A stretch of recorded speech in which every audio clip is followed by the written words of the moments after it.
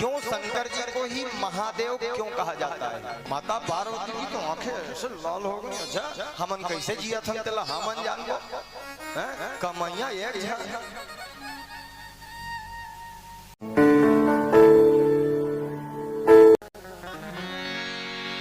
श्री शिव महापुराण के रुद्र खंड संहिता में बड़ा मीठा श्लोक आता है। देव देव महादेव भूतात्मन भूत भावन। देव देव महादेव भूतात्मन भूत भावन।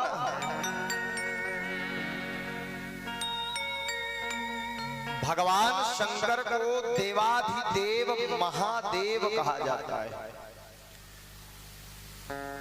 और किसी देवता के लिए उपाधि नहीं महादेव।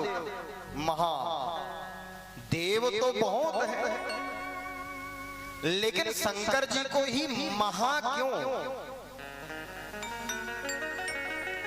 कभी आपने राम जी के विषय में सुना कि महाराम? कभी महाकृष्ण सुना? लेकिन भगवान शंकर को क्या कहा जाता है? महादेव। अब महा का क्या अर्थ है? महा का अर्थ है विशाल, बड़ा।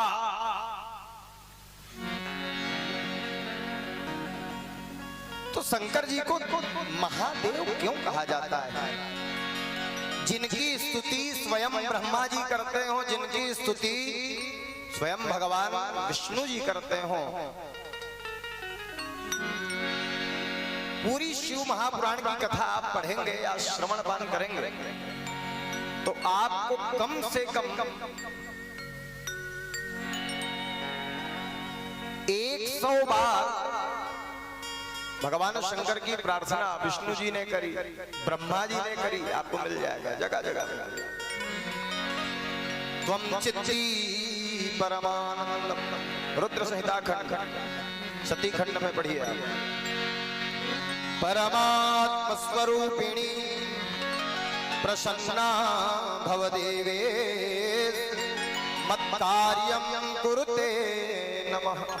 क्यों शंकर जी को ही महादेव क्यों कहा जाता है? क्यों कहा जाता है? राम जी के कितने पुत्र हैं? जोर से बोलो, नाम बोलो। लव और कुश। कभी आपको लव का मंदिर मिला है? कभी आपने लव का मंदिर देखा? कुश का मंदिर देखा?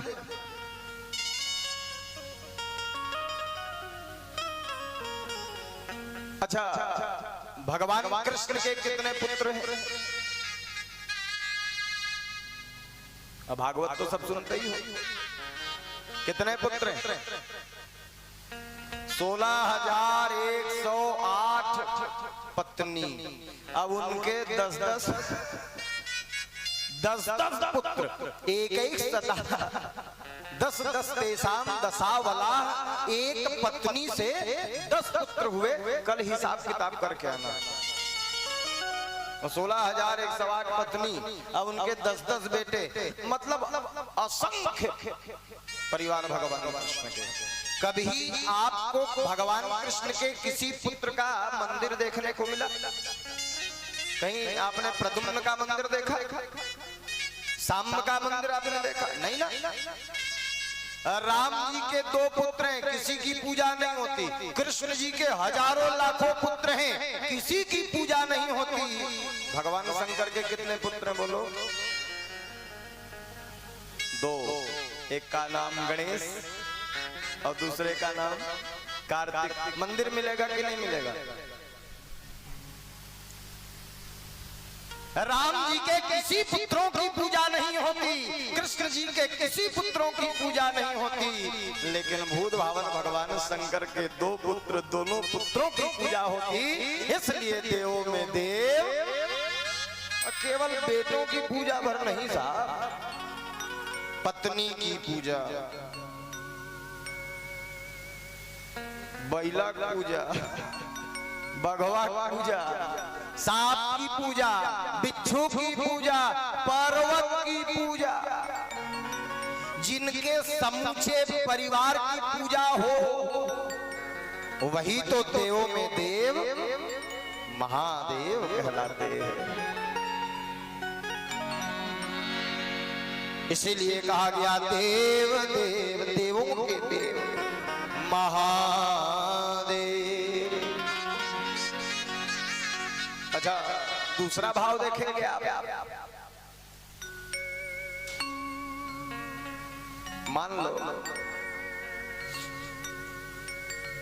आप बढ़िया भोजन करके बैठे हो घर में, दोनों पति पत्नी।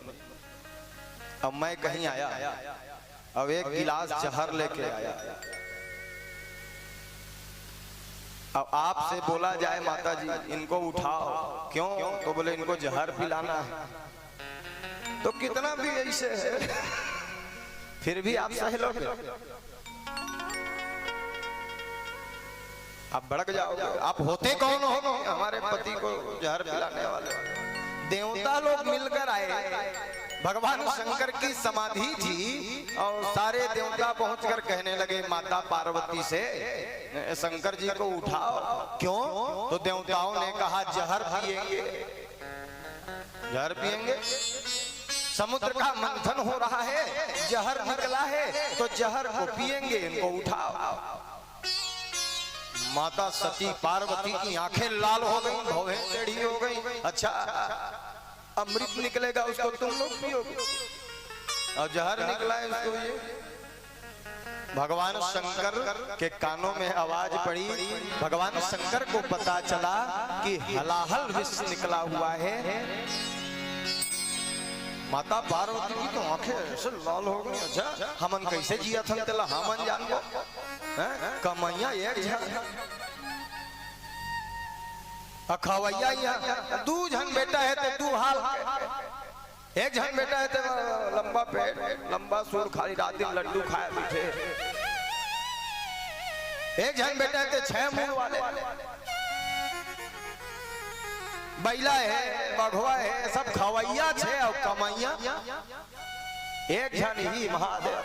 चलो तुम जहर पिया बराबर उठते हो कि भागते हो कि नहीं? शंकर जी कान भर सुने, समाधि टूटी, सीधा समुद्र के अंदर गए और हलाहल विष को पान कर लेते हैं। जो देवताओं की रक्षा के लिए, जो ब्राह्मणों की रक्षा के लिए, जो सृष्टि की रक्षा के लिए विष का पान कर जाए वही देवों में देव महादेव। ऐसे ही कोई महान नहीं बनता साहब।